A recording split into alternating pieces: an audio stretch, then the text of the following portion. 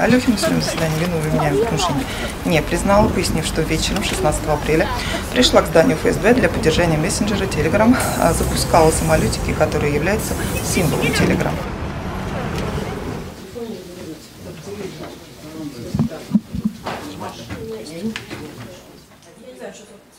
Группа граждан своими действиями фактически мешала свободному проходу граждан по пешеходной зоне, ограничила вход-выход из административного здания органа исполнительной власти, в том числе посредством запуска указанных бумажных изделий, входную дверь,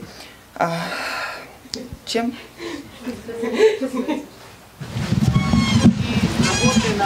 Мне кажется, она сама себя очень. А мне кажется, она просто так подвела итог этим 100 часам, такая прям, знаешь...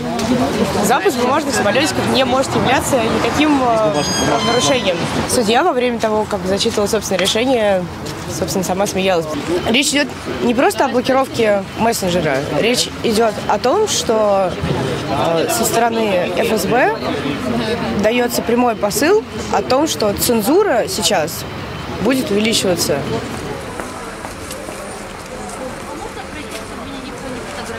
Я не с ним.